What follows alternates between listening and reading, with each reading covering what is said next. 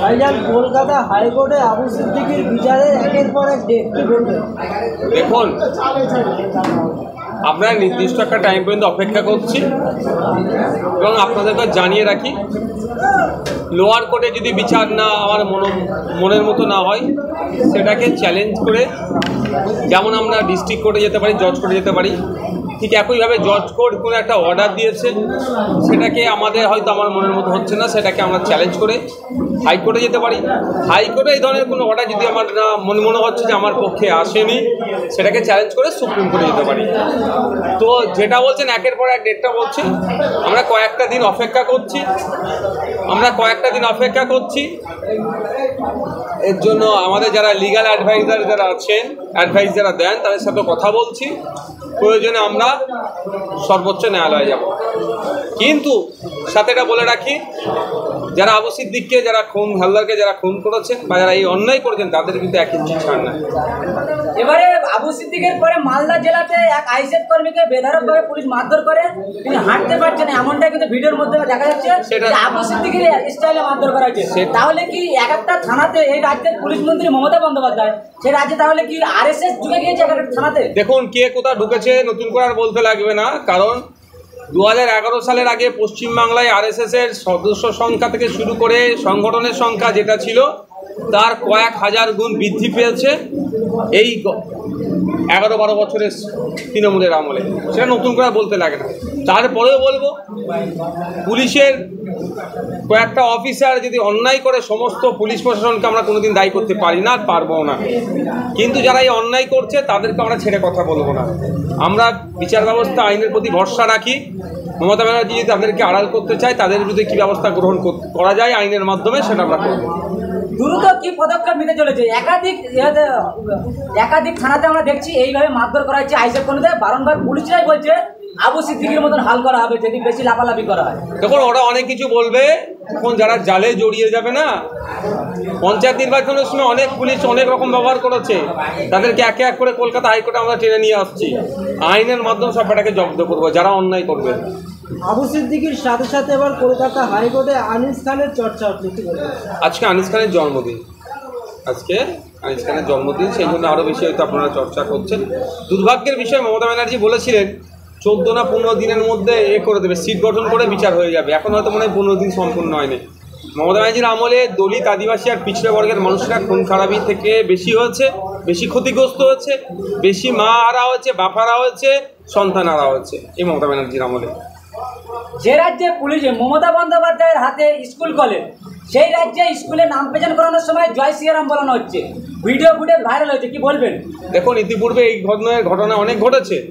আমি বিধানসভার অন্দরে হিজাব পড়া নিয়ে অনেক প্রশ্ন করেছি। হিজাব পড়ার কারণে উচ্চ মাধ্যমিক পরীক্ষার কেন্দ্রে ঢুকতে দিচ্ছিল না। হিজাব পড়ার কারণে আপনার আশাকর্মীকে তার থেকে বার করে দিয়েছিল। হিজাব পড়ার কারণে এক ছাত্রীকে চড় মেরেছিল। এই নিয়ে একটা বিভ্রান্তিকর পরিস্থিতি তৈরি করার চেষ্টা হচ্ছে রাজ্যে। সেটা নিয়ে মুখ্যমন্ত্রীকে আমি সরাসরি দৃষ্টি আকর্ষণ করেছি। কিন্তু দুর্ভাগ্যের বিষয়, তারা চায় এই ধরনের, আমার মনে হয় তারা চায় এই ধরনের কর্মকাণ্ড যত রাজ্যে বাড়বে, মুসলিমদেরকে ভয় পাওয়ানো যাবে। মুসলিমরা ভয় পেয়ে গেলে কুক্ষিগত হয়ে মমতা ব্যানার্জির পকেটে ঢুকে বসে থাকবে। আর মমতা ব্যানার্জির পকেটে ঢুকে বসে থাকলে মুসলিমরা তাদের দাবি দেওয়ার কথা বলবে না, চাকরির কথা বলবে না, ওয়াকফ সম্পত্তি উদ্ধারের কথা বলবে না, শুধু বেঁচে আছি এতটুকুই বলে দেবে।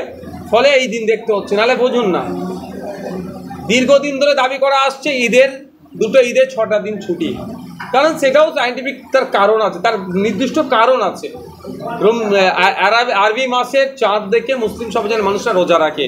চাঁদ সন্ধ্যার পরে ওঠে, ফলে যদি 29 তারিখে অনেক সময় ঈদ হয়, 30 তারিখে ঈদ হয়, সেই একটা ঈদের 29 তারিখ 30 তারিখে ঈদের পরের দিন ছুটি, 3 দিন করে ছুটির জন্য ডিমান্ড করা হচ্ছে।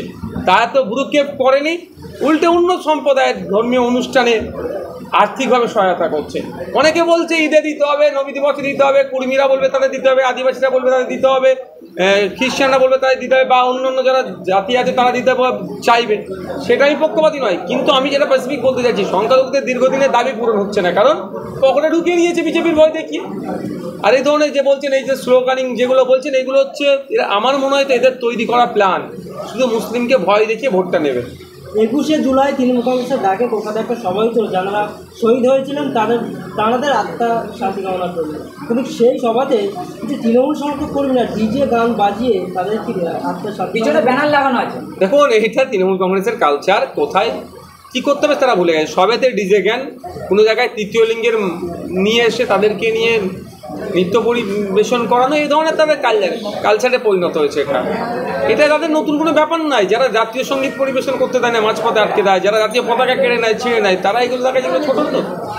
একদিকে চাকরি প্রার্থীরা রাস্তায় আন্দোলন করছেন, অন্যদিকে পুজো কমিটির বাৎসরিক যে অনুদান সেটা বাড়িয়ে 1 লক্ষ টাকা করে দিয়েছে। কি বলবো, পুজো কমিটিকে নয়, একটু ঘুরিয়ে করছে, এটা ক্লাবকে দিচ্ছে। প্রায় 43,000 ক্লাবকে ওটা দিচ্ছে। অ্যাকচুয়াল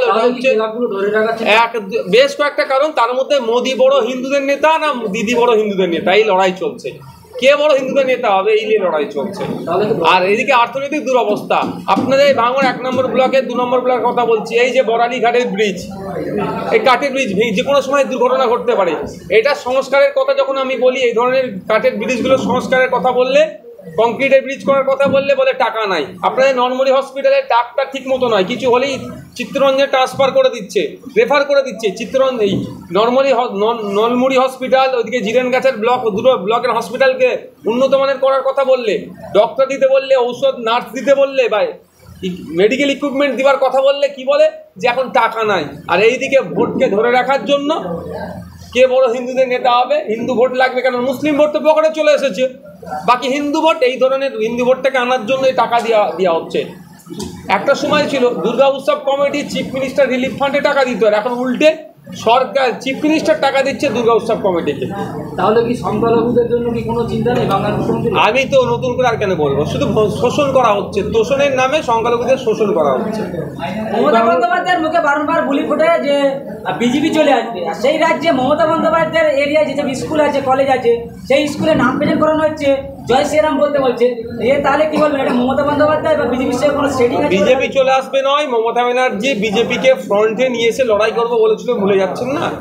মমতা ব্যানার্জি চাইবে এই রাজ্যে বিজেপি শক্তিশালী থাকুক, কারণ বিজেপি শক্তিশালী থাকলে বিজেপির ভয় দেখিয়ে 30% মুসলিম ভোটকে সহজেই পেয়ে যাবে।